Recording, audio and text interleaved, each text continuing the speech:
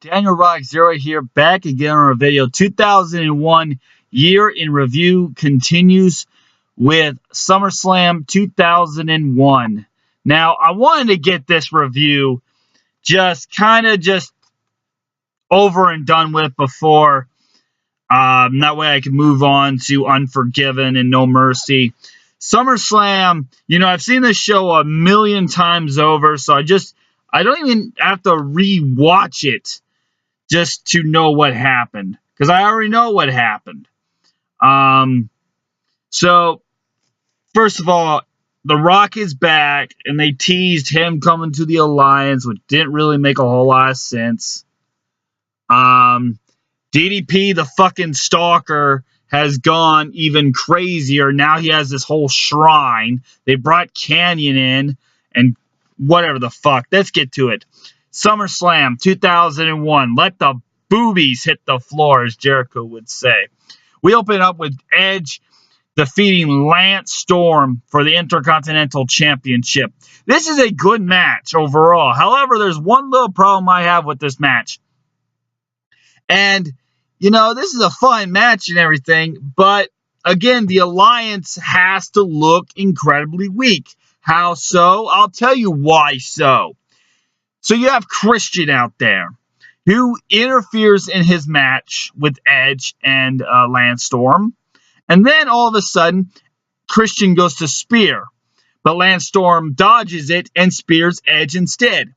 And Edge still gets the victory. So even after the interference is foiled, even though the interference did not work out, Edge still picks up the victory. Holy shit. So you're mean to tell me that even though Christian speared Edge by accident, Edge still can beat Lance Storm.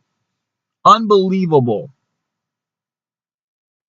But at least it builds up to Edge versus Christian. A 6.5. Next up, we have the Dudley Boys Test defeating APA and Spike Dudley. Yes, Test is now part of the Alliance. Why? I don't really know why, but you know what? It's fine. It's not as random as, say, Christian or fucking Kurt Angle or whatever the fuck. So, this is just a run-of-the-mill six-man tag match. Spike Dudley gets destroyed and put through some tables. Not much talk about elsewhere. 5 out of 10. Next up, we have the Cruiserweight Championship and the Light Heavyweight title on the line here. It's WWF versus WWF for some reason. Tajiri versus X-Pac. X-Pac picks up the victory, and this is just a fine Light Heavyweight Cruiserweight title match. Alliance is not represented whatsoever in this match. Not sure why. But whatever the fuck. I give it a 6 out of 10. Next up, Chris Jericho defeats Rhino in a really good match. Rhino, who is now being managed by Stephanie McMahon because she hates Chris Jericho. This is actually less about Rhino than it is much more about Stephanie and Chris Jericho's rivalry. I mean, this might as well be Stephanie versus Jericho. Where the fuck? This is a fine match.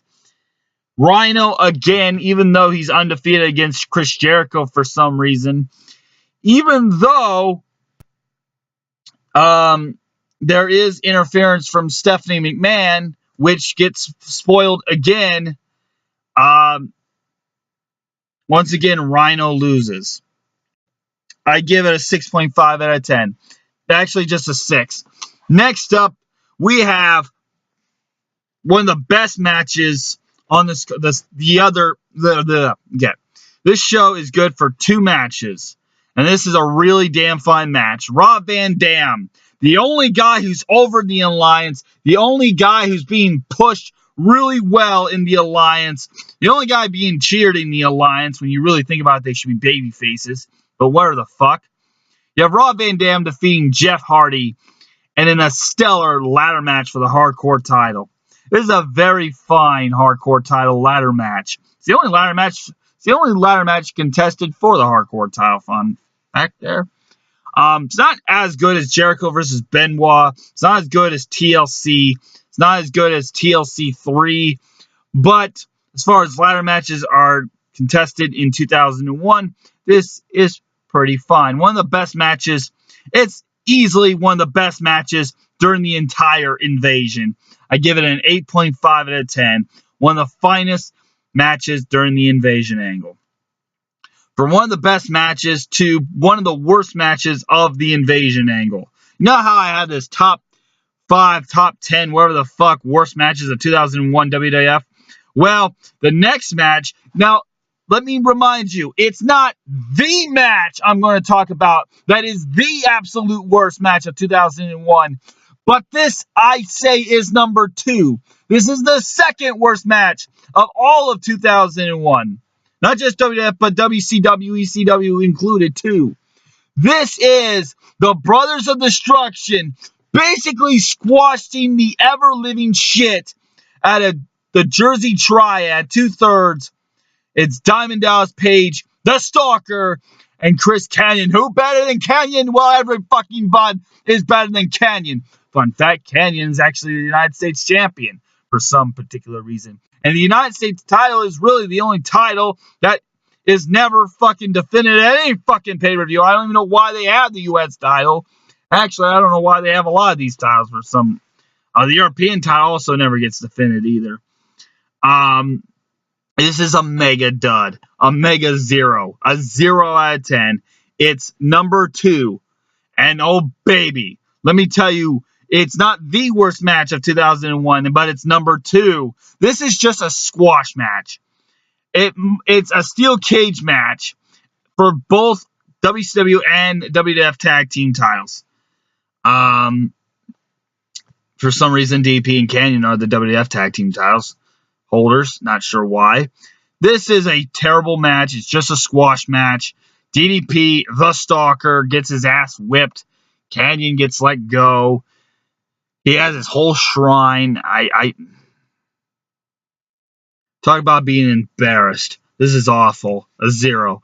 Next up, Kurt Angle defeats Stone Cold Steve Austin via disqualification for the World Wrestling Federation Championship.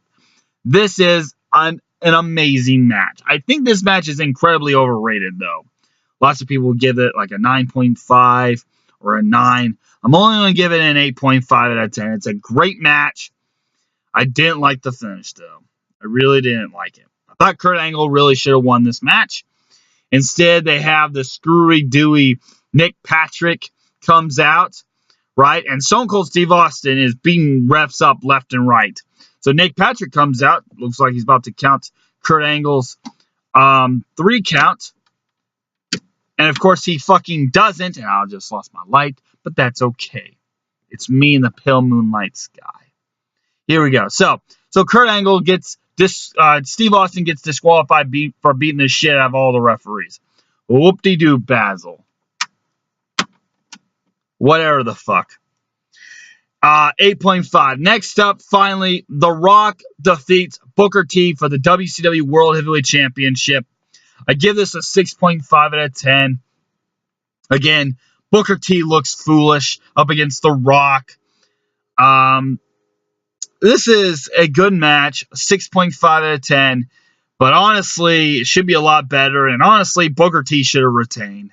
Booker T doesn't look very good to The Rock. Overall, SummerSlam 2001. It's the SummerSlam that happened during the Invasion angle. You have 2 really awesome matches. Everything else is just kind of there. You know, this is the type of show that really is a polarizing show. Lots of people hate this show. Lots of people seem to like this show. You know, this definitely does highlight the best of the Invasion angle. But overall, when you think of the whole scope of the Invasion, this is kind of a disappointing show. However, it does get a very good rating of a 6 out of 10. However, like I said, like the Invasion angle, it can, in the very scope of things, can be very disappointing. You have the second worst match of 2001 in the Brothers of Destruction versus 2/3 of the Jersey Triads, the Stalker and his bitch. Overall, 6 out of 10. I'll catch you next time for Unforgiven, which has that match. Oh, baby, that match. Chronic. Fuck.